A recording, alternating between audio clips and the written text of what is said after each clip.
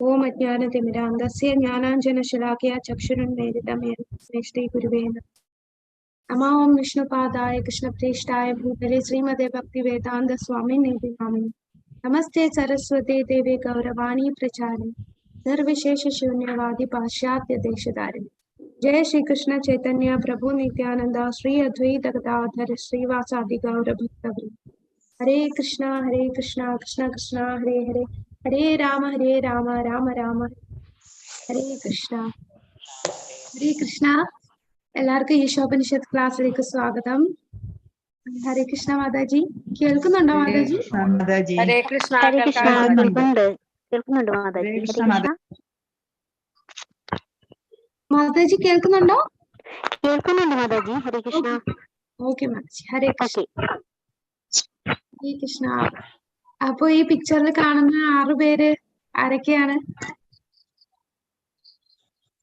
ഈ 6 പേര് ഷഡ്ഗോസ്വാമിമാര്.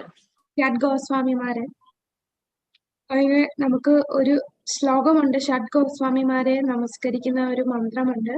നാനാശാസ്ത്ര വിചാരണൈക നിപുണോ സദ്ധർമ്മ സംസ്ഥാപകോ ലോകാനാം ഹിതകാരിണോ ത്രിഭുവനേ മാന്യോ ശരണ്യാകരോ രാധാകൃഷ്ണ പദാരവിന്ദ ഭജനാനന്ദേന മത്താലികോ വന്ദേ സനാതനോ രഘുയുഗോ ശ്രീജീവ ഗോപാലകോ. 6 ഗോസ്വാമി ഹരെയും പ്രണമിച്ചുകൊണ്ട് നമുക്ക് ഇന്നത്തെ ക്ലാസ്സിലേക്ക് കടക്കാം. അപ്പോൾ നമ്മളിപ്പോ ഈശോപനിഷത്ത് 7ാമത്തെ മന്ത്രം. ശ്രീ ശ്രീ രാധാ ഗോവിന്ദ കി ജയ്. മന്ത്രം 4, 5, 6, 7 കഴിഞ്ഞു. 8ാമത്തെ 7, 8 ഈ 4 തൊട്ട് 8 വരെയുള്ള മന്ത്രങ്ങൾ ഒരു ഗ്രൂപ്പാണ്. ഈ ഗ്രൂപ്പിൽ പറയുന്ന എന്താണ്? മഹാഭാഗവതന്റെ വീക്ഷണത്തെ കുറിച്ചാണ് 4 മുതൽ 8 വരെയുള്ള മന്ത്രങ്ങളിൽ പറയുന്നത്. മഹാഭാഗവതന്റെ വീക്ഷണം. അപ്പൊ 4ാമത്തെ മന്ത്രത്തിൽ പറയുന്നു, എന്തുകൊണ്ടാണ് ആളുകൾക്ക് ഭഗവാന്റെ സ്ഥാനം മനസ്സിലാക്കാൻ കഴിയാത്തത്?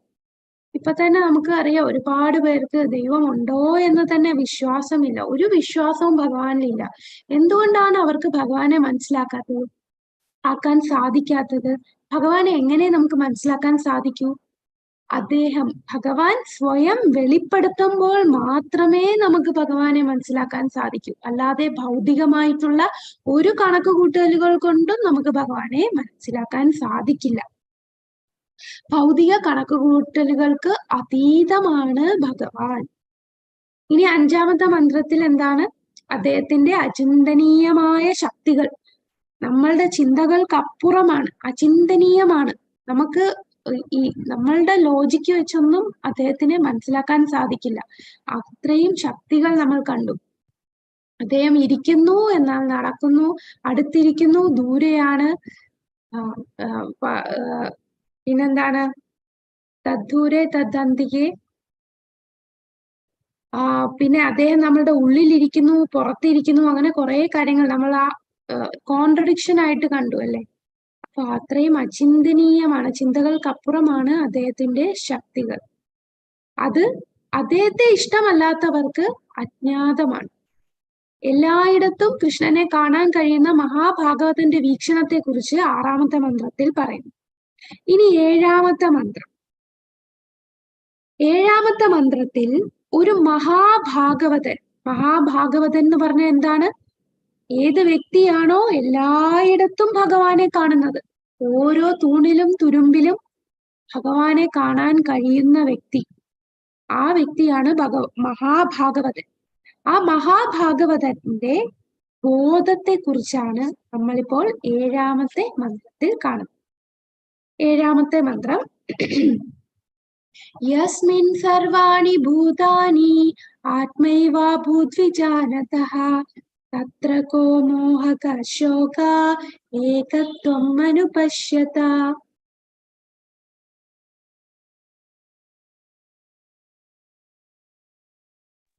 യസ്മിൻ സർവാണി ഭൂതാനി ആത്മൈവാ ഭൂദ്വിജാനതഃ തത്ര കോ മോഹക ശോക ഏകത്വം അനുപശ്യതഃ. യസ്മിൻ സർവാണി ഭൂതാനി, എല്ലാ ജീവജാലങ്ങളിലും, ആരാണോ എല്ലാ ജീവജാലങ്ങളിലും ആത്മൈവാദ്ഭൂത് വിജാനതഃ, എല്ലാ ജീവജാലങ്ങളിലും ആത്മീയ സ്ഫുലിംഗങ്ങൾ, എല്ലാ ജീവജാലങ്ങളും ആത്മീയ സ്ഫുലിംഗങ്ങളെ വീക്ഷിക്കുന്നവൻ, അവനാണ് വിജാനതഃ, എല്ലാം അറിയുന്നവൻ, എല്ലാം ശരിയായ ജ്ഞാനമുള്ളവനാണ്. തത്രകോ മോഹക ശോക, അങ്ങനെയുള്ള വ്യക്തിക്ക് മായയെന്നോ ഭയമെന്നോ എന്ത് അനുഭവിക്കാനാണ്? ഏകത്വം അനുപശ്യത, ഏകത്വം അനുപശ്യത, ഈ വാക്ക് വളരെ പ്രധാനപ്പെട്ടതാണ്. ഏകത്വം അനുപശ്യത. ഏകത്വം, ഏകത്വം എന്ന് പറയുമ്പോ എന്താണ് ആ വാക്കിന്റെ അർത്ഥം? ഏകത്വം എന്ന് പറഞ്ഞാൽ ഒറ്റപ്പെടുക എന്നാണോ മാതാജി? അല്ല, ഏകത്വം, ഏകം, ഏകം നമ്മളെ മലയാളം വാക്കിൽ ഏകം, ഏകം എന്ന് പറഞ്ഞ ഒന്ന്, എല്ലാറ്റിനും ഒരുപോലെ കാണുക, ഒന്ന്, ഏകത്വം, അപ്പൊ ഒരുപോലെ, എല്ലാം ഒരുപോലെ, എല്ലാവരും ഒരുപോലെ കാണുക. ഏകത്വം. അതെ, ഇപ്പം ഇവിടെ നമ്മൾ ശ്രദ്ധിക്കേണ്ടത്, ഈ വാക്ക് പിടിച്ചാണ് മായാവാദികൾ പറയുന്നത് ഏകത്വം അനുപശ്യത, ഏകത്വം, എല്ലാരും ഭഗവാനും ഒന്നാണ്, നമ്മളെല്ലാം ഒന്നാണ്, നീയും ഞാനും ഭഗവാനാണ്, ഭഗവാനും നമ്മളും എല്ലാം ഒന്നാണ്. പക്ഷെ എന്തിലാണ് ഏകത്വം? നമ്മളും ഭഗവാനും തമ്മിൽ ഏത് കാര്യത്തിലാണ് ഏകത്വം ഉള്ളത്? ഗുണത്തിലോ? ഗുണത്തിലാണ്, അളവിലല്ല. എല്ലാം ഭഗവാന്റെ ഒരു അംശമല്ലേ? Very good. അതെ, ആ വ്യത്യാസമാണ് നമ്മൾ വ്യക്തമായിട്ട് മനസ്സിലാക്കേണ്ടത്. ഏകത്വം എന്ന് പറഞ്ഞാൽ നമ്മളും ദൈവവും ഒന്നാണെന്നല്ല. ഒന്നാണ്, ഏതിൽ? ഗുണത്തിൽ ഒന്നാണ്.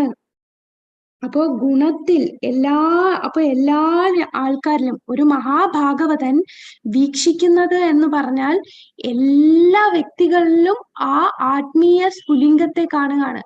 എല്ലാ വ്യക്തികളെയും ഭഗവാന്റെ അംശമായിട്ട്, എല്ലാരിലും ഭഗവാനെ, ആ പരമാത്മാവിനെ കാണുന്നു.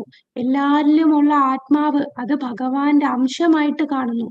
ആ ഗുണത്തിൽ ഭഗവാനും നമ്മളും ഒന്നാണ്, ഗുണത്തിൽ ഒന്നാണ് എന്ന് വീക്ഷിക്കുകയാണ്. അനുപശ്യത എന്ന വാക്കിന്റെ അർത്ഥം ആധികാരികമായിട്ടുള്ള വഴിയിലൂടെ കാണുന്നു എന്നുള്ളതാണ് അനുപശ്യത. ഇവിടെ നമുക്ക് കാണാം, ഏകത്വം എന്ന് പറഞ്ഞാൽ ഗുണത്തിലെ ഏകത്വം, ഭഗവാനും നമ്മളും തമ്മിൽ ഗുണത്തിൽ ഏകത്വമാണ്. അനുപശ്യത എന്ന് പറഞ്ഞാൽ ആധികാരിക വീക്ഷണം നടത്തുന്നു. ആധികാരികം എന്ന് പറഞ്ഞാൽ എന്താണ്? ശാസ്ത്രചക്ഷുഷ, ശാസ്ത്രങ്ങളിൽ എന്തു പറയുന്നു അതനുസരിച്ച് നമ്മൾ വീക്ഷിക്കുന്നതാണ് ആധികാരികം. അല്ലെങ്കിൽ ആധികാരികമായ ആചാര്യന്മാരിൽ നിന്ന് നമ്മൾ കേട്ട് മനസ്സിലാക്കി മുന്നോട്ട് പോകുന്നു, അല്ലെ ആധികാരികമായ ശാസ്ത്രത്തിൽ കൂടെ മനസ്സിലാക്കി പോകുന്നു. അതാണ് അനുപശ്യത. അപ്പൊ ഏകത്വം എന്ന് പറഞ്ഞാൽ ഗുണത്തിൽ ഏകത്വം, അനുപശ്യത എന്നാൽ ആധികാരികമായ വീക്ഷണം നടത്തുന്നവർ. അപ്പൊ ഈ ശ്ലോകത്തിന്റെ അർത്ഥം എന്താന്ന് വെച്ചാൽ, ഒരു മഹാഭാഗവതന്റെ ബോധം എന്താണെന്നാണ് ഇവിടെ വിവരിക്കുന്നത്. മഹാഭാഗവതൻ എങ്ങനെയാണ് കാണുന്നത്? എല്ലാ ജീവജാലങ്ങളെയും ഗുണപരമായി ഈശ്വരന് തുല്യമായ ആത്മീയ സ്ഫുലിംഗങ്ങളായി വീക്ഷിക്കുന്നവൻ. അങ്ങനെയുള്ളവനാണ് ശരിയായ ജ്ഞാനമുള്ളവൻ. അപ്പൊ ശരിയായ ജ്ഞാനമുള്ളവനാണ് ആര്? എല്ലാ ജീവജാലങ്ങളിലും ഭഗവാന്റെ ഗുണം, ആ ഗുണത്തിൽ ഭഗവാനും നമ്മളും ഒന്നാണ് എന്ന് വീക്ഷിച്ച് എല്ലാരും ഭഗവാന്റെ ആത്മീയമായിട്ടുള്ള നമ്മളെല്ലാരും തടസ്ഥ ശക്തിയാണ് ഭഗവാന്റെ, അല്ലെ? അന്തരംഗ ശക്തി, ബഹിരംഗ ശക്തി, തടസ്ഥ ശക്തി, എല്ലാ ജീവജാലങ്ങളും ഭഗവാന്റെ ശക്തി തന്നെയാണ്. ആ എല്ലാ ഏത് ജീവജാലങ്ങളെ കണ്ടാലും ഭഗവാന്റെ അംശമായിട്ട് കണ്ട് നിൽക്കുന്ന വ്യക്തിയാണ് ശരിയായ ജ്ഞാനമുള്ളവൻ. അപ്പൊ എല്ലാരെയും ഒരുപോലെ കാണുമ്പോ ആ വ്യക്തിക്ക് എന്ത് ശോകം ഒരു ദുഃഖം വരുന്നില്ല, ഭയം വരുന്നില്ല, മായയ്ക്ക് അടിമപ്പെടുന്നില്ല, ഒരാളോടും ശത്രുതയില്ല, ഒരാളെയും നിന്ദിക്കുന്നില്ല.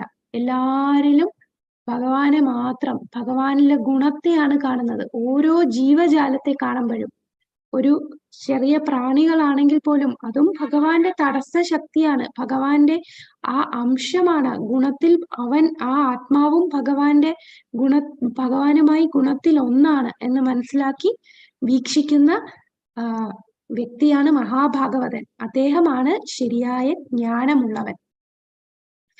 അപ്പോൾ അദ്ദേഹത്തിനെ എന്ത് ബാധിക്കുന്നില്ല? മായയോ ഭയമോ ശോകമോ ഒന്നും അദ്ദേഹത്തെ ബാധിക്കുന്നില്ല. മുകളിൽ ചർച്ച ചെയ്ത മധ്യമാധികാരി ഉത്തമാധികാരി ഒഴികെ മറ്റാർക്കും തന്നെ ഈ ജീവന്റെ ആധ്യാത്മിക അവസ്ഥയെ ദർശിക്കാൻ കഴിയുകയില്ല. അപ്പോൾ ഇങ്ങനെ എല്ലാ ജീവജാലങ്ങളിലും ആത്മീയ സ്ഫുലിംഗങ്ങളായിട്ട് കാണാൻ 3 തരം ഭക്തന്മാരുണ്ടെന്ന് നമ്മൾ കഴിഞ്ഞ അധ്യായത്തിൽ കണ്ടു. ആരൊക്കെയാണ്? കഴിഞ്ഞ അധ്യായമല്ല, കഴിഞ്ഞ മന്ത്രത്തിൽ 3 തരം ഭക്തന്മാരുണ്ട്.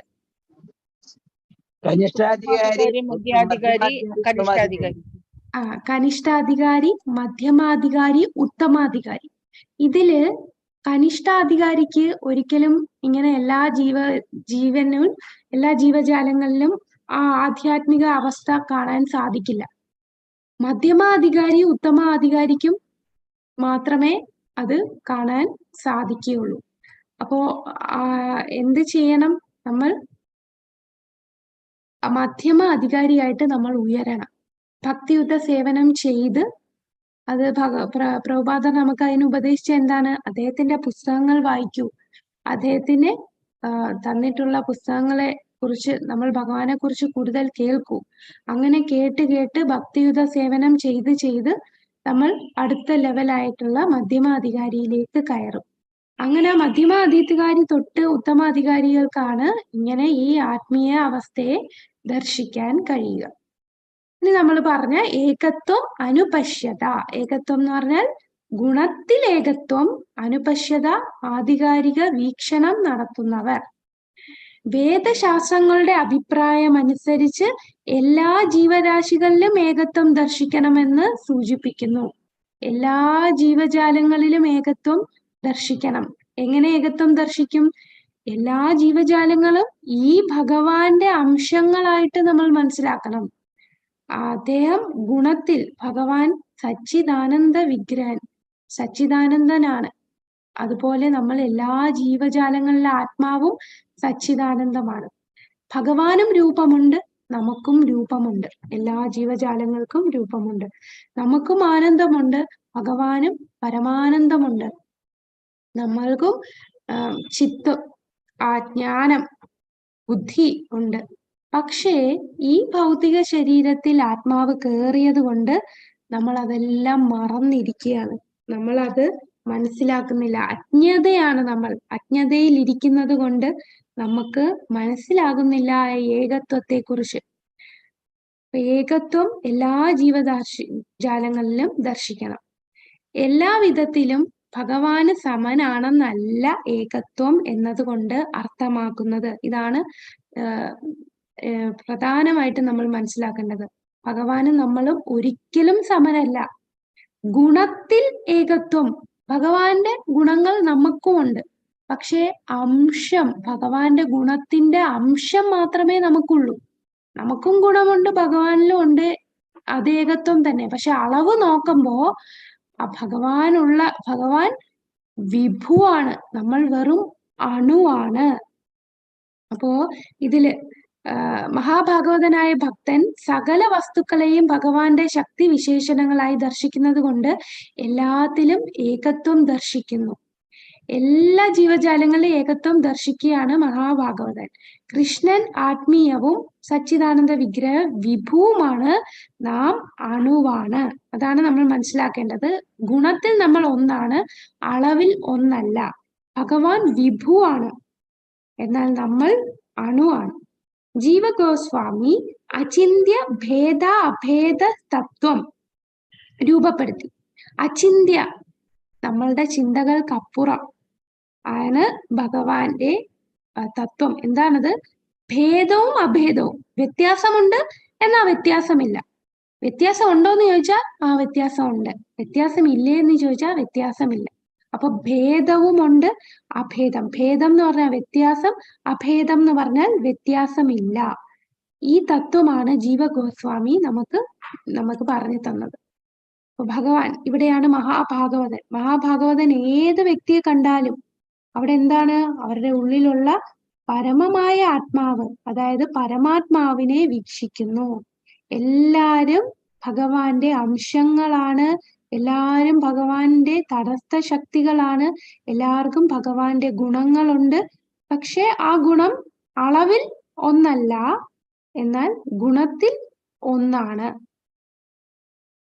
പരമോന്നതമായ പൂർണ്ണത്തിന്റെ ഭഗവാൻ അറിയപ്പെടുന്ന 80% ഗുണങ്ങളും വ്യക്തിഗത സ്ഫുലിംഗങ്ങൾക്ക് ഉണ്ട്. ഭഗവാന്റെ ഗുണത്തിന്റെ 80% എല്ലാ ജീവാത്മാക്കൾക്കും ഉണ്ട്. എന്നാൽ അവ അളവിന്റെ കാര്യത്തിൽ ഭഗവാനോട് തുല്യരല്ല.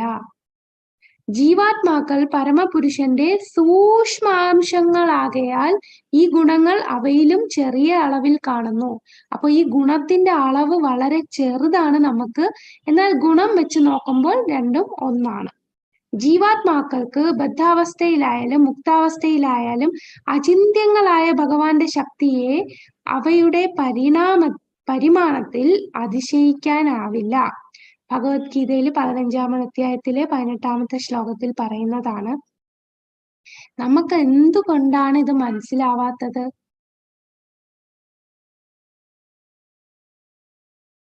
എന്തുകൊണ്ടാണ് നമുക്ക് മനസ്സിലാവാത്തത്? നമുക്ക് ഇപ്പൊ പറഞ്ഞു, ഈശോപനിഷത്തിൽ പറയുന്നു നമുക്കും ഭഗവാനും ഒരേ ഗുണമുണ്ട്, ഭഗവാന്റെ അംശമാണ്. പക്ഷെ നമുക്കത് കേട്ട് ആ ബുക്കിൽ പറഞ്ഞു അറിയാം. പക്ഷെ നമുക്കത് എപ്പോഴെങ്കിലും അത് സാക്ഷാത്കരിക്കാൻ സാധിച്ചിട്ടുണ്ടോ? നമ്മളൊരു ആത്മാവാണെന്ന് പോലും നമുക്ക് ഇതുവരെ മനസ്സിലായിട്ടില്ല, അല്ലെ? എന്തുകൊണ്ടാണ് നമുക്കത് മനസ്സിലാവാത്തത്? നമ്മൾ വന്നിട്ട് ഈ ഭൗതിക പ്രകൃതിയിലുള്ള ത്രിഗുണങ്ങൾക്ക് അടിമപ്പെട്ടിരിക്കുകയാണ്. നമ്മുടെ ഈ ഭൗതിക ശരീരം ഏറ്റെടുത്തതിന് ശേഷം നമ്മൾ അതെല്ലാം മറന്നു, ഈ ഭൗതികതയിൽ ബന്ധിക്കപ്പെട്ടിരിക്കുകയാണ്. അതുകൊണ്ട് നമ്മൾ ആത്മാവ് മൂടി കിടക്കുകയാണ്. ആ ആത്മാവ് ഭഗവാന്റെ അംശമാണെന്നും ഭഗവാന്റെ ഗുണങ്ങൾ അതിനുണ്ടെന്നും ഒന്നും നമുക്ക് മനസ്സിലാവുന്നില്ല. നമ്മളെല്ലാം ബദ്ധാവസ്ഥയിലാണ്, ബന്ധനത്തിലാണ്. ഇനി ഏകത്വവും വ്യത്യാസം എന്തൊക്കെയാണ്? വ്യത്യാസവും ഏകത്വവും എന്നിവിടെ വിവരിച്ചിരിക്കുന്നത്. ശക്തിയും ശക്തിമാനും വ്യത്യസ്തരല്ലാത്തത് കൊണ്ട് അവിടെ ഏകത്വമുണ്ട്. അപഗ്രഥന ദൃഷ്ടിയിലൂടെ ചൂടും പ്രകാശവും അഗ്നിയിൽ നിന്നും ഭിന്നമാണെങ്കിലും ചൂടും പ്രകാശവും മാറ്റി നിർത്തിയാൽ അഗ്നി എന്ന വാക്കിന് തന്നെ അർത്ഥമില്ലാതാകും. അതായത് ഒരു മഹാഭാഗവതൻ എല്ലാം ഒന്നായിട്ട് കാണുന്നു എന്ന് പറയുന്നു. അതിലൊരു ഉദാഹരണമാണ് ഇവിടെ പറയുന്നത്. അഗ്നിയും വെളിച്ചവും. അഗ്നിയും വെളിച്ചവും എന്ന് പറഞ്ഞാൽ അഗ്നിയല്ല, ചൂടും വെളിച്ചവും. ചൂട് വേറെ, വെളിച്ചം വേറെ. പക്ഷേ അഗ്നി എന്ന് പറഞ്ഞാൽ അവിടെ ചൂടും വെളിച്ചവും ഇല്ലെങ്കിൽ അഗ്നി എന്ന് പറയുന്നതിന് അർത്ഥമേ വരുന്നില്ല.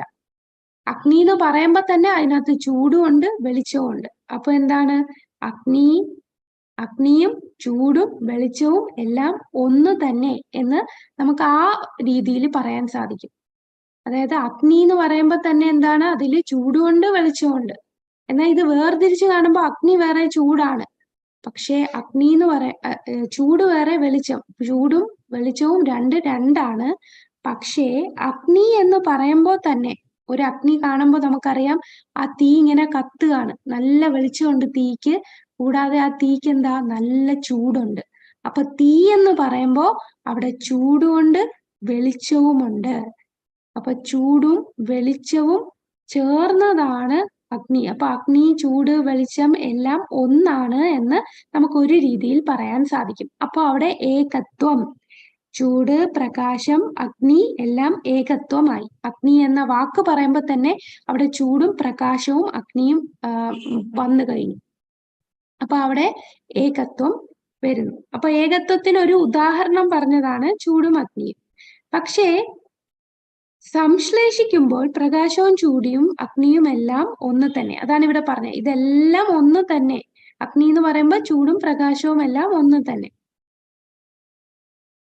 ഈ ഏകത്വത്തിനും വ്യത്യാസത്തിനും സാദൃശ്യങ്ങൾ എന്താണ് നമ്മൾ 3 എക്സാമ്പിൾസ് ആണ് ഇവിടെ പറയുന്നത്. മറ്റ് 3 വ്യത്യാസങ്ങൾ ഇത് നമുക്ക് ക്വസ്റ്റ്യൻ ആയിട്ട് ചോദിക്കുന്നതും കൂടാണ്. എന്താണ് ഉദാഹരണങ്ങൾ, ഏകത്വവും വ്യത്യാസവും തമ്മിൽ നമുക്ക് എങ്ങനെ പറയാം? വളരെ സിമ്പിൾ ആയിട്ടുള്ള എക്സാമ്പിൾ ആണ്. എന്താണ് നമ്മൾ എപ്പോഴും പറയും, കടലും കടലിലെ ഒരു തുള്ളി വെള്ളവും. കടലും ഉപ്പ് രസമാണ്. ഒരു തുള്ളി വെള്ളം എടുത്താലോ അതിലും ഉപ്പ് രസം തന്നെ. പക്ഷെ അളവ് വെച്ച് നോക്കുമ്പോഴോ കടല് വിഭുവാണ്. ഈ തുള്ളി എന്ന് പറഞ്ഞാൽ വളരെ ചെറിയ അളവാണ്, ഒരു തുള്ളി മാത്രം. അപ്പൊ ആ കടലും ഒരു തുള്ളിയും തമ്മില് വ്യത്യാസമുണ്ടോ? വ്യത്യാസമുണ്ട്, അളവിൽ വ്യത്യാസമുണ്ട്. ഒരു തുള്ളി എന്ന് പറഞ്ഞാൽ വളരെ കുറച്ചേ ഉള്ളൂ. പക്ഷേ സമുദ്രം എന്ന് പറഞ്ഞാലോ നമുക്ക് അളക്കാനാവാത്തത്രയാണ് സമുദ്രം. എന്നാൽ ഗുണം നോക്കൂ, ഒരു തുള്ളി വെള്ളത്തിന്റെ രാസഘടനയും ആ സമുദ്രത്തിന്റെ രാസഘടനയും ഒന്ന് തന്നെ. ഒരു തുള്ളി വെള്ളം എടുത്താലും ഉപ്പുരസം, കടലിലും ഉപ്പുരസം. അപ്പൊ ഗുണത്തിൽ ഒന്ന്, എന്നാൽ അളവിൽ വ്യത്യാസം. രണ്ടാമത്തെ ഉദാഹരണം പറയുന്നു, തീപ്പൊരിയും അഗ്നിയും. ഒരു അഗ്നി എന്ന് പറഞ്ഞാലും ചൂടുണ്ട്, ഒരു തീപ്പൊരി എടുത്താലോ ആ തീപ്പൊരിയിലും ചൂടുണ്ട്.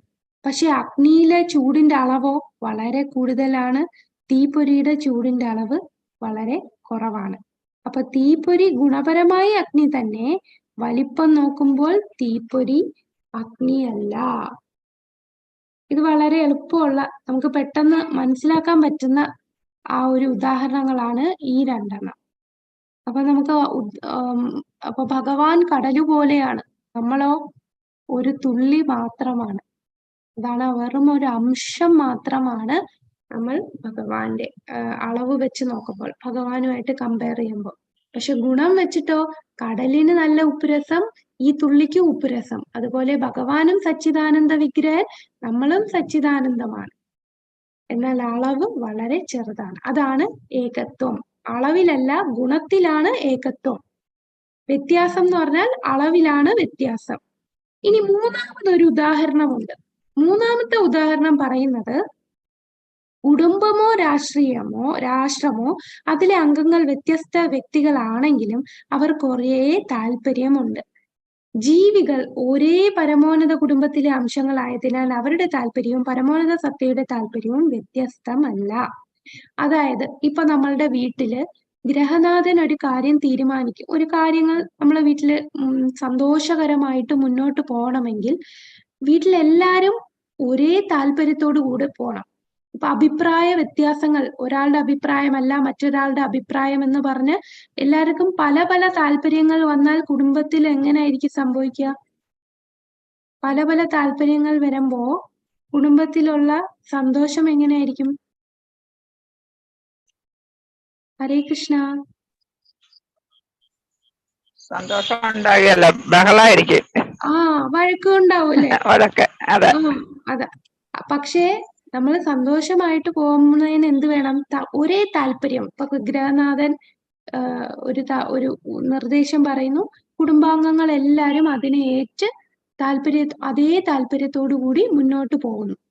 അതാണ് ഒരു കുടുംബമോ രാഷ്ട്രമോ അതിലെ അംഗങ്ങൾ വ്യത്യസ്ത വ്യക്തികളാണ്, എന്നാൽ ആ കുടുംബത്തിലുള്ള വ്യക്തികളെല്ലാം വ്യത്യസ്തരാണ്.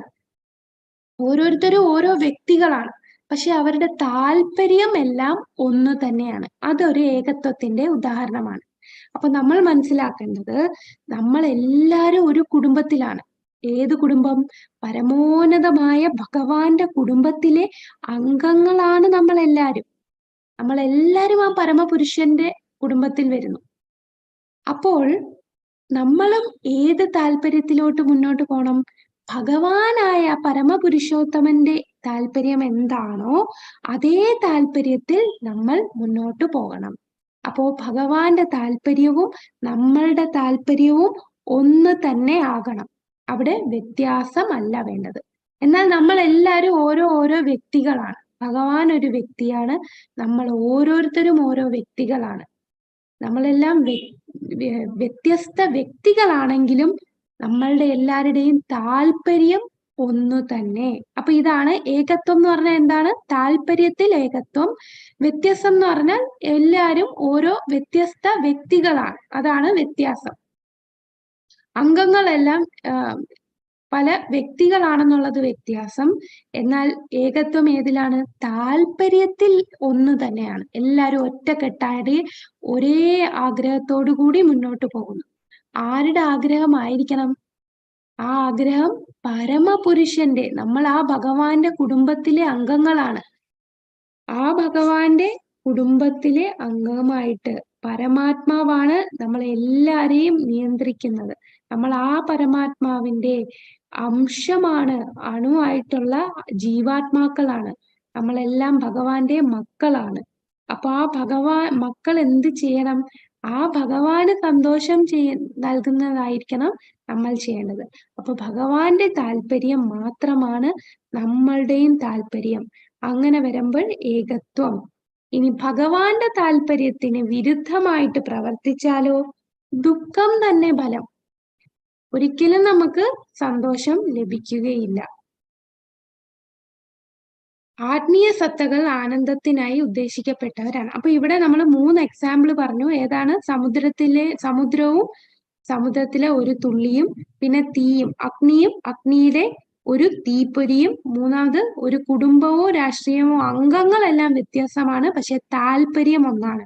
ഭഗവാന്റെ താല്പര്യവും നമ്മളുടെ താല്പര്യവും ഒന്നാകുന്നത് ഏകത്വം. എന്നാൽ അംഗങ്ങളെല്ലാരും വ്യത്യസ്തരാണ് എന്നുള്ളത് ആണ് ഇവിടെ വ്യത്യാസം എന്ന് പറയുന്നത്. ഇനി ആത്മീയ സത്തകൾ ആനന്ദത്തിനായി ഉദ്ദേശിക്കപ്പെട്ടതാണ്. അപ്പൊ നമ്മൾ എല്ലാവർക്കും എന്താണ്? സന്തോഷമായിട്ട് ജീവിക്കാനാണ് എല്ലാവരും ആഗ്രഹിക്കുന്നത്.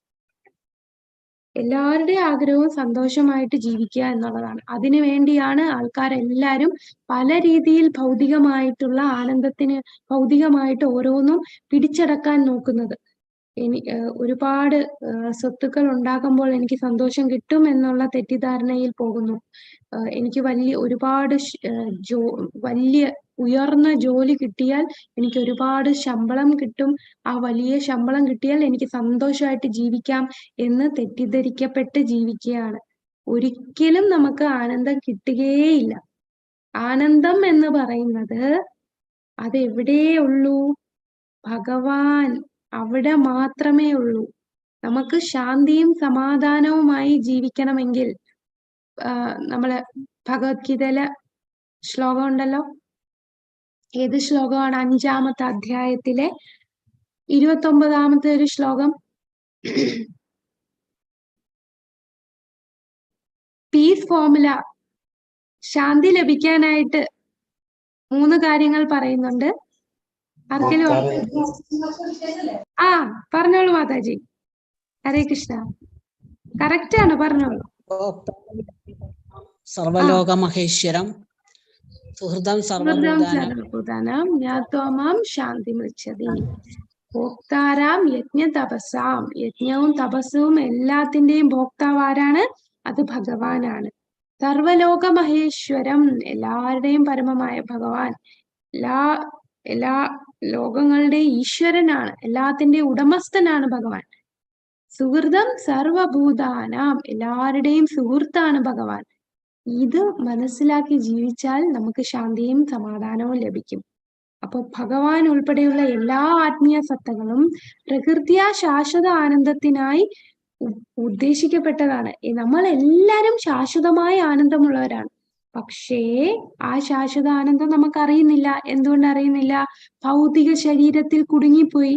ഭൗതിക ശരീരത്തിൽ കുടുങ്ങി കഴിയുന്നത് കൊണ്ട് നമ്മൾ അന്വേഷിക്കുകയാണ് ആനന്ദം കിട്ടാൻ. ആനന്ദം കിട്ടാൻ അന്വേഷിക്കുന്നത് എങ്ങനെയാണ്? ഒരു കുട്ടി ജനിച്ചാൽ തന്നെ ആ കുട്ടിക്ക് ആനന്ദം കിട്ടാൻ വേണ്ടി അവനെ വലിയ സ്കൂളിൽ പഠിപ്പിക്കും, അവന് ഇഷ്ടമുള്ളതെല്ലാം വാങ്ങിച്ചു കൊടുക്കുന്നു. അപ്പൊ അവന് ആനന്ദം കിട്ടുമെന്ന് വിചാരിച്ച് ചെയ്യുകയാണ്. നമ്മൾ അവന് ഉയർന്ന ജോലി കിട്ടണം, ജോലി കിട്ടിക്കഴിഞ്ഞാൽ നല്ല കല്യാണം കഴിപ്പിക്കണം, പിന്നെ അവന് കുട്ടികളായി, ജീവിതം പൂർണ്ണമായി, ഇപ്പൊ ആനന്ദമായി എന്ന് തെറ്റിദ്ധരിക്കുന്നു. നമ്മൾ തെറ്റായ തലത്തിൽ അന്വേഷിക്കുകയാണ്. ആനന്ദത്തിന് വേണ്ടി തെറ്റായ തലത്തിലോട്ടാണ് അന്വേഷണം നടത്തുന്നത്. ശരിയായ ആനന്ദം എന്ത് ചെയ്യണം? നമ്മൾ ഭഗവാന്റെ താല്പര്യത്തോട്, ഭഗവാൻ എന്താണോ താല്പര്യം അതേ താല്പര്യം തന്നെ നമുക്കായാൽ, ഭൗതിക ബന്ധനത്തിൽ നിന്ന് മുക്തി ലഭിച്ചാൽ, ജന്മ മൃത്യു ജരാവ്യാധി എന്ന ഈ ദുഃഖാലയത്തിൽ നിന്നും ഉള്ള ഈ ദുഃഖാലയത്തിൽ നിന്നും നമുക്ക് രക്ഷ നേടി ആനന്ദത്തിൽ, പരമാനന്ദത്തിൽ എത്താൻ സാധിക്കും. ഭൗതിക പ്രകൃതിയിൽ ജീവാത്മാവ് ത്രിഗുണങ്ങൾക്ക് അടിമപ്പെട്ടിരിക്കുകയാണ്. അപ്പോ അതുകൊണ്ട് ആ ത്രിഗുണങ്ങളുടെ അനുഭവിച്ചുകൊണ്ടുള്ള ജീവിത രീതി കൈക്കൊള്ളത് കൊണ്ട് അവർ നല്ലതും ചീത്തയുമായ പല പല യോനികളിൽ പിറവിയെടുക്കുന്നു. നല്ല പ്രവൃത്തി ചെയ്താൽ മുകളിലോട്ട് പോകും, ഉയർന്ന ജന്മം കിട്ടും. എന്നാൽ ചീത്ത പ്രവർത്തികൾ ചെയ്യുമ്പോൾ താഴെയുള്ള ജന്മങ്ങൾ കിട്ടുന്നു. അങ്ങനെ ഭൗതിക പ്രകൃതിയുടെ ത്രിഗുണങ്ങളിൽ പെട്ടതുകൊണ്ട് നമുക്ക് ആനന്ദം തെറ്റായ ദിശയിലേക്ക്, അന്വേഷിക്കുന്നത് തെറ്റായ ദിശയിലേക്കായി പോകുന്നു. അപ്പൊ നമുക്ക് എങ്ങനെ നമുക്ക് ആനന്ദം ആസ്വദിക്കാൻ കഴിയും? നിർഗുണനായി. നിർഗുണം എന്ന വാക്കിനെ കേൾക്കുമ്പോ ഇത് മായാവാദികൾ ഈ വാക്കിനെ പിടിച്ച് സംസാരിക്കും. അവര് പറയുന്ന ഗുണമില്ല, ഒരു ഗുണവും ഇല്ലാത്തതാണ്. എന്നാൽ അങ്ങനെയാണോ അതിന്റെ അർത്ഥം? ഭൗതിക ഗുണങ്ങളില്ല എന്നാണ്. ആത്മീയ ഗുണങ്ങളുണ്ട്. ഇവിടെ അതാണ് ഈ ഇമ്പോർട്ടന്റ് ആയിട്ടുള്ള വാക്കാണ്. ഭൗതിക ഗുണങ്ങളില്ല. നിർഗുണം എന്നുള്ള വാക്ക് കേൾക്കുമ്പോൾ ഗുണം ഇല്ല എന്നേ നമ്മൾക്ക് മനസ്സിലാവത്തുള്ളൂ ഈ വാക്കിൽ കൂടെ. പക്ഷെ ഏത് ഗുണമാണ് ഇവിടെ ഉദ്ദേശിക്കുന്നത്? ഭൗതിക ഗുണങ്ങളില്ലാത്ത ആ തലത്തിൽ പരമപുരുഷൻ തന്റെ എണ്ണമറ്റ കൂട്ടുകാരുമൊത്ത് ആനന്ദം അനുഭവിക്കുകയാണ്. അതാണ് നിർഗുണം. ഭൗതികമായ ഗുണങ്ങളില്ലാത്ത ഒരു അവസ്ഥയാണ് നിർഗുണം. അപ്പോൾ ഭൗതികമായിട്ടുള്ള ഗുണങ്ങൾ ഇല്ലാതിരിക്കുമ്പോൾ മാത്രമേ നമുക്ക് ആസ്വദിക്കാൻ കഴിയൂ. ആസ്വാദനത്തിന്റെ യഥാർത്ഥ കേന്ദ്രം എന്താണ്? ഭഗവാൻ. നമ്മളുടെ എല്ലാം സെന്റർ. നമ്മൾ ആരെ സന്തോഷിപ്പിച്ചാൽ നമുക്ക് സന്തോഷം കിട്ടും? ഭഗവാനെ സന്തോഷിപ്പിച്ചാൽ തീർച്ചയായിട്ടും നമ്മൾ പോലും അറിയാതെ നമുക്ക് വേണ്ടുന്നതെല്ലാം ഭഗവാൻ നമുക്ക് തരും. നമ്മൾ ഭഗവാനെ മറന്ന് ഭൗതികമായിട്ടുള്ള കാര്യങ്ങളുടെ പുറകെ പോയാൽ നമ്മൾ കിടന്ന് കഷ്ടപ്പെടുന്നതല്ലാതെ ഒരിക്കലും ആനന്ദം ലഭിക്കില്ല. ഭഗവാനെ കേന്ദ്ര ബിന്ദു ആക്കിക്കൊണ്ട് ഭഗവാന് വേണ്ടി, ഭഗവാന്റെ താല്പര്യത്തിനൊത്ത് നമ്മൾ പ്രവർത്തിച്ചാൽ തീർച്ചയായിട്ടും പരമാനന്ദം നമുക്ക് ലഭിക്കുകയാണ്. ആസ്വാദനത്തിന്റെ യഥാർത്ഥ കേന്ദ്രം പരമപുരുഷനാകയാൽ ആനന്ദജന്യമായ വസ്തുക്കളെ സംബന്ധിച്ച് ഒരിക്കലും ഏറ്റുമുട്ടലില്ല. നാം എല്ലാം അതേ അതീന്ദ്രിയ താല്പര്യത്തോടെ ഇതിൽ പങ്കുചേർന്ന് ഭഗവാനോടൊപ്പം ജീവിതം ആസ്വദിക്കേണ്ടവരാണ്. അതാണ് ആത്മീയ താല്പര്യത്തിന്റെ ഉന്നത തലം. ഏകാത്മയുടെ ഈ പരിപൂർണ രൂപം സാക്ഷാത്കരിക്കുന്നതോടെ മായയുടെയും വിലാപത്തിന്റെയും അവസ്ഥ ഇല്ലാതാകുന്നു. അപ്പൊ നമ്മൾ ഈ ഭൗതിക തലത്തിനും നിർഗുണാവസ്ഥയിൽ എത്തുമ്പോൾ, അതായത് ഭൗതികമായിട്ടുള്ള ഗുണങ്ങളില്ലാത്ത, ഭൗതികമായിട്ടുള്ള ഒരു താല്പര്യവും ഇല്ലാതെ ഭഗവാനിൽ മാത്രം കേന്ദ്രീകരിച്ച് ആനന്ദജമ്യമായ ആ ഒരു അവസ്ഥയിൽ എത്തുമ്പോൾ നമ്മൾ ആരെ ആസ്വദിക്കുന്ന, നമ്മളുടെ സ്വന്തം ഇന്ദ്രിയ ആസ്വാദനമല്ല, ഭഗവാനെ സന്തോഷിപ്പിക്കാനായിട്ട്, ഭഗവാന് ആസ്വാദനം കിട്ടുവാനായിട്ട് ആ താല്പര്യത്തോടു കൂടി നമ്മൾ പ്രവർത്തിക്കുകയാണെങ്കിൽ അവിടെയാണ് നമ്മൾ ആത്മസാക്ഷാത്കാരം നേടുക. അങ്ങനെയുള്ള വ്യക്തിക്ക് എന്ത് വിഷമം? മായ എവിടെ? നമ്മളുടെ വിലാപത്തിന് എവിടെ അവസ്ഥ? സുഖവും ദുഃഖവും എല്ലാം ഒരുപോലെ ഇരിക്കും. നമ്മളുടെ സുഖം എന്ന് പറയുന്നതും ആനന്ദം എന്ന് പറയുന്നത് ഭഗവാൻ മാത്രമാവും. ഭഗവാനെ സന്തോഷിപ്പിക്കാനായിട്ടായിരിക്കും നമ്മളുടെ എല്ലാവരുടെയും താല്പര്യം. ആ അവസ്ഥയിൽ എത്തുന്നതാണ് മഹാഭാഗവതൻ. ഇതാണ് നമ്മുടെ ഭോക്താരാം യജ്ഞ തപസാം സർവലോക മഹേശ്വരം സുഹൃദം സർവഭൂതാനാം ജ്ഞാത്വാമാം ശാന്തി പൃച്ഛതി.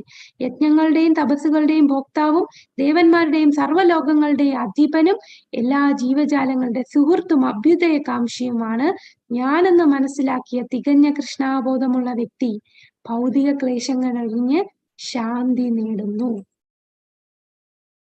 ഇനി 7.14 എന്താ പറയുന്നത്? ഭഗവത് പാതാരവിന്ദങ്ങളിൽ ശരണം പ്രാപിച്ചവർക്ക് മാത്രമേ കർശനമായ പ്രകൃതി നിയമങ്ങളെ അതിജീവിക്കാൻ സാധിക്കുകയുള്ളൂ. ഈ ശ്ലോകം ഏതാണെന്ന് അറിയാമോ? ഈ ശ്ലോകം ഏതാണ്? 7.14. ഗുണമയി. ആ ദേവി ഏഷ ഗുണമയി മമ മായ ദുരത്യ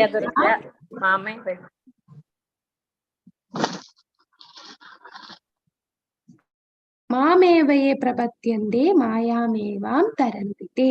അതായത് ദൈവീഹി ഏഷ ഗുണമയി മമ മായാ ദുരത്യയ. ഈ മമ മായ ഭഗവാനിൽ നിന്നുണ്ടായതാണ് മായയെ. അപ്പൊ ഈ മായ എന്താണ്? ദുരത്യയ, അതിനെ അതിജീവിക്കുക വളരെ പ്രയാസമുള്ളതാണ്.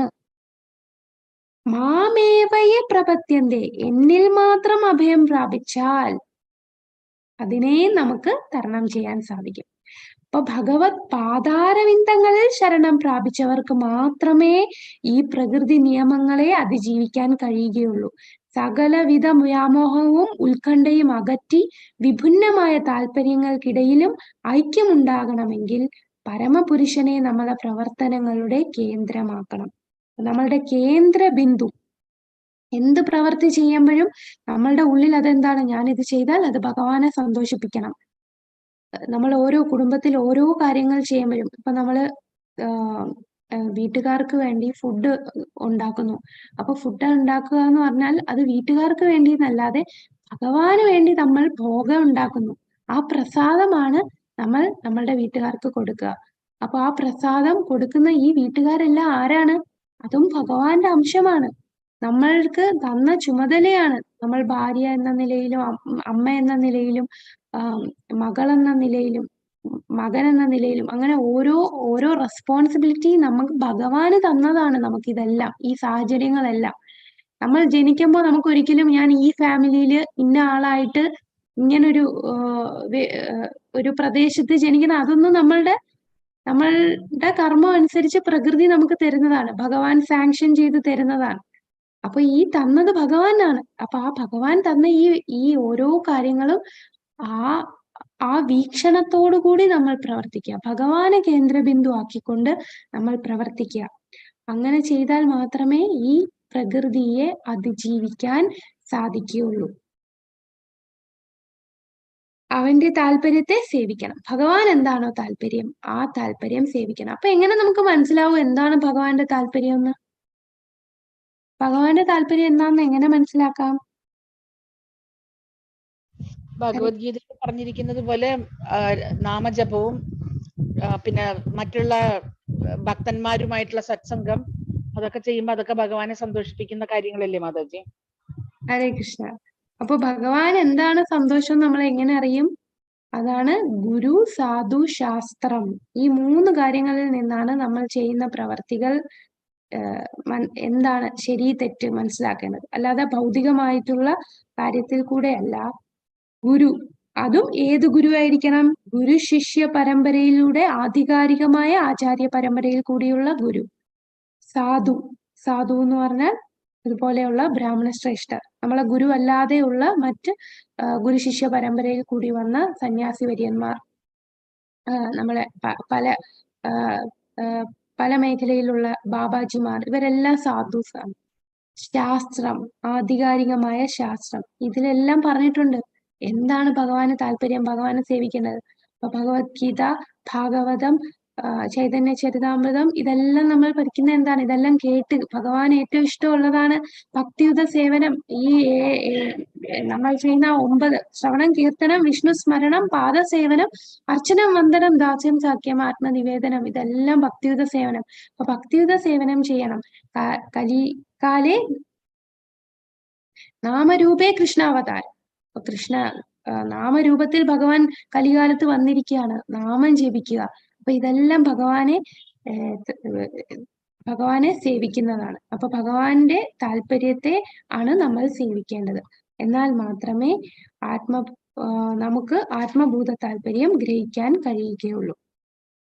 ആത്മഭൂതവും ബ്രഹ്മഭൂതവും തമ്മിൽ, അപ്പൊ ബ്രഹ്മഭൂതം എന്ന് പറയുന്നത് 18-ാം അധ്യായത്തിൽ 54-ാം ശ്ലോകത്തിൽ പറയുന്നതാണ്. ഈ ബ്രഹ്മഭൂതവും ആത്മഭൂതവും ഒന്ന് തന്നെയാണ്.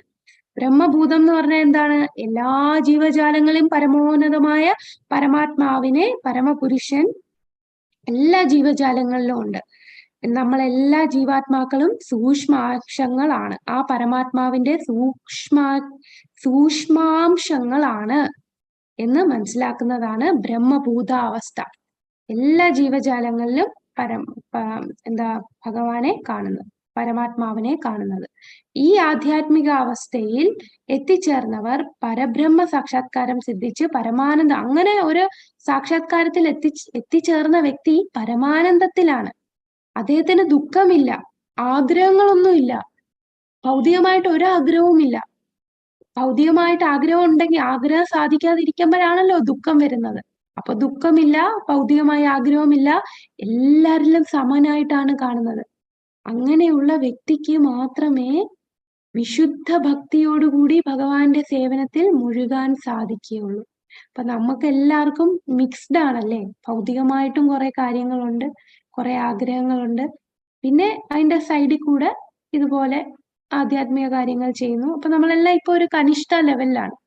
പക്ഷെ ഇതുപോലെ ഭക്തിയുത സേവനം ചെയ്ത് ചെയ്ത് ചെയ്ത് നമുക്ക് ഉയരാൻ സാധിക്കും. അപ്പൊ ഈ ബ്രഹ്മഭൂത അവസ്ഥ പോലെയുള്ള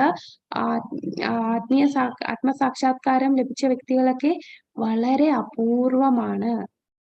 ബഹുനാം ജന്മനാം അന്തേ ജ്ഞാനവാം പ്രപത്തത. അനേകം ജന്മങ്ങൾ എടുത്ത് ആണ് അങ്ങനെ എടുക്കുമ്പോഴേ നമുക്ക് അങ്ങനെ ഒരു അവസ്ഥയിൽ എത്താൻ സാധിക്കൂ. ഒരുപാട് വ്യക്തികളിൽ നിന്ന് അപൂർവമായിട്ടായിരിക്കും ബ്രഹ്മഭൂതാവസ്ഥയിലുള്ള വ്യക്തിയാവാൻ സാധിക്കുക. അപ്പൊ ഇവിടെ ആത്മഭൂതവും ബ്രഹ്മഭൂതവും ഒന്ന് തന്നെയാണ്. ബ്രഹ്മഭൂതാവസ്ഥ എന്ന് പറഞ്ഞാൽ എന്താണ്? അദ്ദേഹം എല്ലാരിലും സമനായിട്ട് സമഭാവനയാണ്, എല്ലാരിലും പരമാത്മാവിനെ കാണുന്നു. ആ പരമാത്മാവിന്റെ ജീവസത്തകളെല്ലാം ആ ഭഗവാന്റെ സൂക്ഷ്മ അംശങ്ങളാണ് എന്ന് മനസ്സിലാക്കുന്നു. അദ്ദേഹത്തിന് ദുഃഖമില്ല, ആഗ്രഹങ്ങളില്ല. വ്യക്തിഗതരായ സൂക്ഷ്മാംശങ്ങളായ ആത്മാക്കളിലെല്ലാം പരിപാലിക്കുന്നത് പരമാത്മാവ് തന്നെയാണ്. കാരണം പരമപുരുഷൻ അവരുടെ പ്രേമത്തിൽ നിന്ന് ആനന്ദം അനുഭവിക്കാൻ താല്പര്യപ്പെടുന്നു. സ്വന്തം സന്തുഷ്ടിക്ക് വേണ്ടി പിതാവ് സന്താനങ്ങളിൽ കൂടി സ്വയം വിസ്തരിച്ച് അവരുടെ രക്ഷണം നടത്തുന്നു.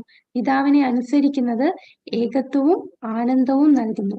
അപ്പൊ നമ്മൾ എല്ലാവരും പിതാവായ പരമപുരുഷനായ ഭഗവാനെ അനുസരിക്കുക.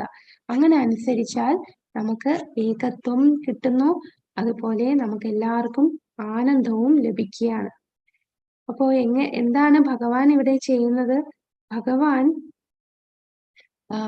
സ്വന്തം സന്തുഷ്ടിക്ക് വേണ്ടി പിതാവ് സന്താനങ്ങളിൽ കൂടി സ്വയം വിസ്തരിച്ച് അവരെ രക്ഷണം നടത്തുന്ന പോലെ. അതിനുദാഹരണമാണ് ഇവിടെ കാണാം. ഇതെന്താണ്? ഗോവർദ്ധനം ഉയർത്തി നിൽക്കുന്നു അല്ലെ. അപ്പൊ ഇവിടെ എല്ലാം ഭഗവാന്റെ താല്പര്യമാണ്. ഭഗവാൻ പറഞ്ഞു, നിങ്ങൾ ഇത് ഏത് ലീലയാണ്? ഈ ലീലയുടെ പേരെന്താണ്?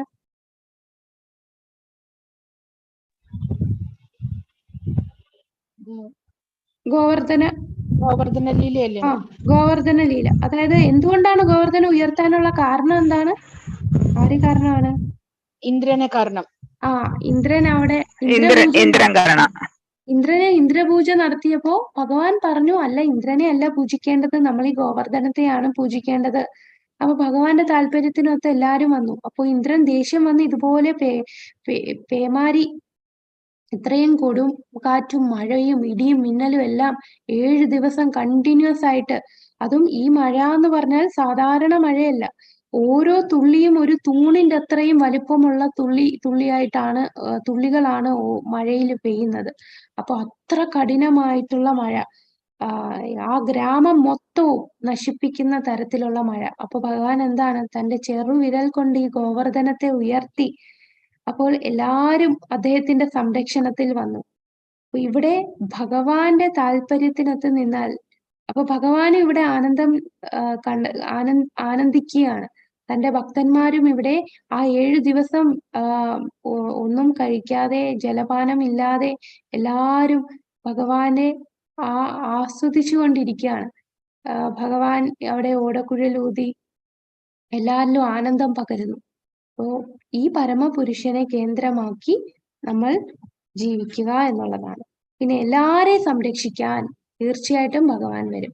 ഇവിടെ കാണാം, നമ്മളുടെ കുട്ടികളെല്ലാരും അഘാസുരന്റെ ആ പാമ്പിന്റെ വായിലേക്ക് പോകുന്നു. അവിടെയും ഭഗവാൻ അവരെ സംരക്ഷിക്കാൻ ചെല്ലുന്നു.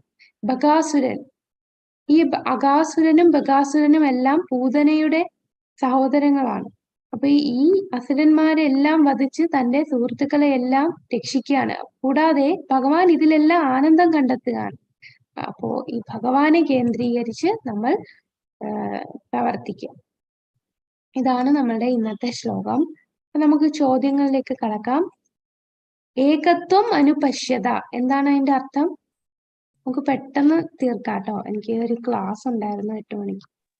ഗുണങ്ങളിലുള്ള ഏകത. ആ, ഗുണത്തിലുള്ള ഏകത്വം.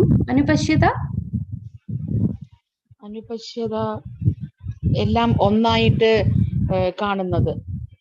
അല്ല അല്ല, അനുപശ്യത വേറെ ആർക്കെങ്കിലും പറയാമോ? ആധികാരികമായി വീക്ഷണം നടത്തുവാൻ. ആധികാരികമായ വീക്ഷണത്തിൽ കൂടെ നടത്തുന്നത്. ആധികാരിക വീക്ഷണത്തിലൂടെ നടക്കുന്നതാണ് അനുപശ്യത. അപ്പൊ എല്ലാത്തിലും ഏകത്വം, ഗുണത്തിൽ ഏകത്വം കാണുന്നു ആധികാരികമായ സ്രോതസ്സിലൂടെ. അചിന്ത്യ ഭേദ അഭേദ തത്വം എന്താണ്? അചിന്ത്യ ഭേദ അഭേദ തത്വം. ഭേദം എന്ന് പറഞ്ഞാൽ ഭേദം, ഹരേ കൃഷ്ണ, വ്യത്യാസം. അഭേദം വ്യത്യാസമില്ല. അപ്പൊ വ്യത്യാസമുണ്ട്, വ്യത്യാസമില്ല. അചിന്ത്യ എന്ന് പറഞ്ഞാൽ നമ്മളെ ചിന്തകൾക്ക് അപ്പുറമാണ്. അചിന്ത്യ ഭേദമുണ്ട്, അഭേദമുണ്ട്, വ്യത്യാസവുമുണ്ട്, എന്നാൽ വ്യത്യാസവും ഇല്ല. നിർഗുണം. നിർഗുണം എന്ന് പറഞ്ഞാൽ എന്താണ്? ഗുണങ്ങളിൽ ഗുണാതീതം. ഏത് ഗുണാതീതം? ഭൗതിക ഗുണങ്ങൾ ഇല്ലാത്തത്. ഭൗതിക, ആ വാക്ക് ഇമ്പോർട്ടന്റ് ആണ്. ഭൗതികമായ ഗുണങ്ങൾ ഇല്ലാത്തത്, അതാണ് നിർഗുണം. ആത്മഭൂതവും ബ്രഹ്മഭൂതവും എന്താണ്? ആത്മഭൂതവും ബ്രഹ്മഭൂതവും ഒന്ന് തന്നെ. ബ്രഹ്മഭൂതം എന്ന് പറഞ്ഞാൽ എല്ലാ ജീവജാലങ്ങളിലും പരമാത്മാവിനെ കാണുന്നു. ആ പരമാത്മാവിനെ പരമാത്മാവിന്റെ അംശമാണ് എല്ലാ ജീവാത്മാവെന്ന് മനസ്സിലാക്കുന്നു. അങ്ങനെയുള്ള ബ്രഹ്മഭൂതാവസ്ഥയിലെത്തിയ വ്യക്തിക്ക് ദുഃഖമില്ല, അദ്ദേഹത്തിന് ആഗ്രഹങ്ങളില്ല, അതീന്ദ്രിയ ആനന്ദത്തിലായിരിക്കും. ഇനി ഈ മന്ത്രത്തിൽ ഉപയോഗിച്ചിരിക്കുന്ന 3 സാദൃശ്യങ്ങൾ ഏതൊക്കെയാണ്? നമ്മൾ 3 എക്സാമ്പിൾസ് സമുദ്രവും ഒരു തുള്ളി വെള്ളവും. സമുദ്രവും ഒരു തുള്ളി വെള്ളവും. കത്തിക്കുന്നത്. അഗ്നിയും തീപ്പൊരിയും.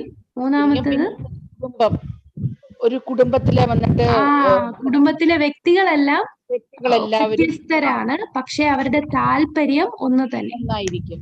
അപ്പൊ എന്തായിരിക്കണം? നമ്മളെല്ലാരും ഒരു കുടുംബത്തിലുള്ളതാണ്, ഭഗവാന്റെ കുടുംബത്തിലുള്ളതാണ് എല്ലാ ജീവജാലങ്ങളും. അദ്ദേഹത്തിന്റെ തടസ്ഥ ശക്തിയാണ്. അപ്പോ ഭഗവാന്റെ താല്പര്യത്തിലായിരിക്കും ഏകത്വം. ഹരി ബോൽ, ഹരേ കൃഷ്ണ. അപ്പൊ ഇതാണ് നമ്മുടെ ഇന്നത്തെ മന്ത്രം. അടുത്ത മന്ത്രം നമുക്ക് അടുത്ത ക്ലാസ്സിൽ കാണാം. ഹരേ കൃഷ്ണ, ഹരേ കൃഷ്ണ.